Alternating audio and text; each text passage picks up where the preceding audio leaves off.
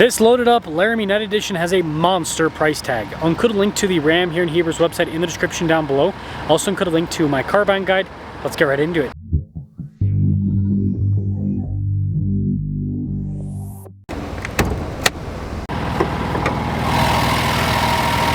Under the hood is a twin turbo 3-liter inline 6 that goes through an 8-speed automatic. Fuel economy is 18 around town, 24 on the highway, with power outputs being 420 horsepower and then 469 pound-feet of torque.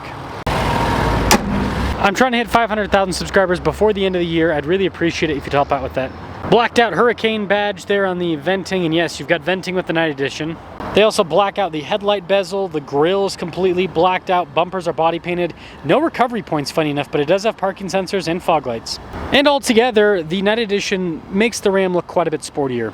Tire and wheel setup is 285 by 45 by 22, satin black for the finish on the wheels. Got these nice body painted fender flares, blacked out Ram badge, blacked out mirror caps, and even blacked out door handles. This particular truck has the Ram box cargo storage, so you've got storage boxes on either side. The driver's side has an outlet, and then it is coil sprung with a solid rear axle. And when it comes to the side profile, it's pretty proportionate, having the shorter bed, and that's the only bed you can get with the Ram boxes with the 1500 if I remember right. And then the crew cab. Key fob features, we have our lock and unlock, tailgate drop down, remote start, and then the Ram logo on the back. LED lights in the bed. We also have sliders for the cargo tie-down system. No bed liners, surprisingly, especially considering the price. Now this is fully automatic, so you just nudge a little bit and it'll raise back up. Crazy that this still has the more baseline tail lights. Anyways, all the blacked out badges on the back, body painted bumper, you've got the dual outlet exhaust tips. That will cap things off for the exterior of this truck. Let's now check out the interior. Lots of nice trim on the door panel there with stitching. You've got some suede, a little wood insert too. This one has the Harman Kardon sound system and power side steps. More nice trim and piping on these seats. They're perforated all down the center portion. You can lift up the seat for more storage underneath. And then we do have the buckets on either side. Legroom in the back is great. We've got a storage pocket, some wood trim here in the back, cup holders, USB ports, heated seats, some vents, and an outlet. And by the way, these seats do have a recline function, and there is good headroom back here. Keyless entry for up front, and let's check it out. Blind spot monitoring with the mirrors, and then we do have our memory seat function. The mirror is also power fold in. Front windows are automatic, and then the front door panel has more of that fancy trim. 1304 is the payload capacity with this truck.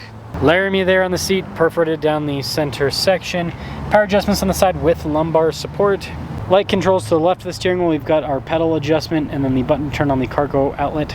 Oh, the truck's already running, so we're gonna go with it. Nice trim all around. The steering wheel, you've got practical controls like your cruise control. This one has the steering assist function where it'll center in the lane and kind of drive itself. Gear limiter, drive mode select, and then radio controls in the back, controls for center on the left-hand side. Full digital gauge cluster. You can change between the digital view and the analog view, and then you can just completely change what information is displayed there in the center depending on what you're looking for. And this also comes with a heads-up display. While we're up here, this version of the Laramie has a nicer dash with the trim and the passenger screen. 360 camera system, which you can see I have a bunch of different angles, good resolution too. And then as for the infotainment system, radio controls and climate controls on either side. Some stuff is digital now, which is kind of silly, like the parking sensors, the gain function on the trailer brake controls, and then you have the shortcut bar above that. And it responds at a decent pace. You note heated ventilated seats, heated steering wheel. And if we actually go to the vehicle tab, this is where you can control stuff like the passenger screen, the power steps, the vehicle cameras. We've got a part-time four-wheel drive system, but it does have auto, high, and low, as well as auto stop-start built into this area around the dial shifter. Bunch of USB ports. We've got 2 phone charging pads, an outlet there at the bottom, and then this does slide if you want to move it. You've got storage on top, and then you can open this up to access the giant bin that is the center console area. There's even some nice trim on it. Camera rear view mirror, and then this is for the power sliding rear window. This truck also has a panoramic center. 2026 Laramie, $83,805. Let's see how this performs. Fancy, fancy, fancy, but also probably should just buy a limited at this point. Loaded up Laramies have never really made sense. Especially now that you got the limited night edition. Obviously the limited, well, and here's the thing that's crazy is a loaded up limited also kind of doesn't make sense anymore, because if you had all the features still limited, you might as well get a tungsten. That's how they upsell you. That's how they upsell you. Yeah, I think Ram should kind of reconfigure some of these packages and how they do everything, because it's a little bit weird, a little bit wonky. Now, first things first, seats are comfortable. You got the acoustic glass, so it's very well insulated in here. I mean, you can barely hear that car driving by, barely.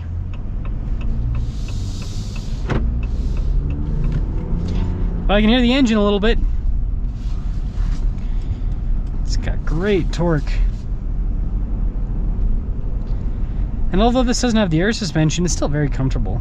The air suspension does make things a little bit more comfortable, but this is more than fine.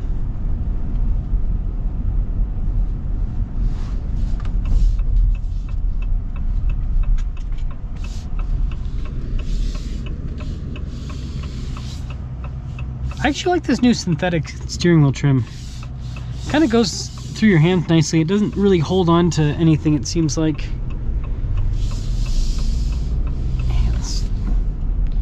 It's a nice trim.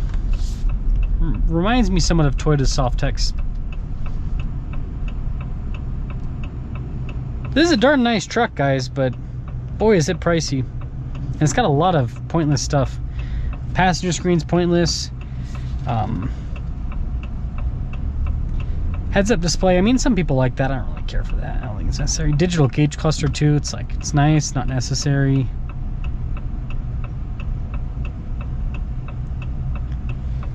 But they're also just charging you for everything, it seems like. It's kind of the world of vehicles nowadays. At least things have like a nice, like even the cover over the speaker has a nice tactile feel to it, so the interior is nice. It is a nice place to be. We got a line of Jeeps.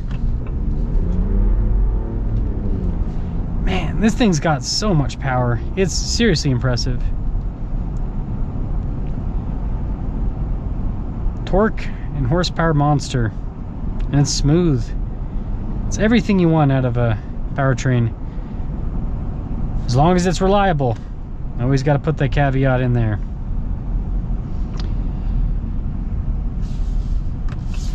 Now, I've been kind of thinking about the Ram lineup, and I don't know how to feel about it now. The tungsten, like if you want all the luxury, it's like, yeah, tungsten, but that's $90,000. It's crazy.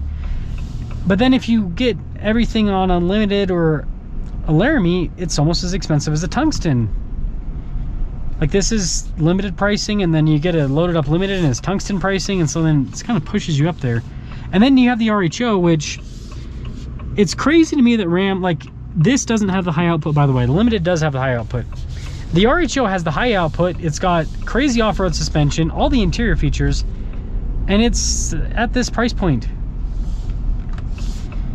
So it's kind of like, from my perspective, Ram has the Warlock, which is a good value in my opinion. The RHO is a good value. The Bighorn can be, depending on how you option it out. Everything else though seems like wonky. I mean, the tungsten, for what it is, super expensive. But yeah, the Laramie and the Limited, I think they need to just reconfigure them or something, because they just, where the pricing ends up being on these trucks, just, it's weird. It doesn't make sense. So let me know your thoughts on this Night Edition. It's a very nice truck. It's a very nice truck. Lots of features, but you surely are paying for that.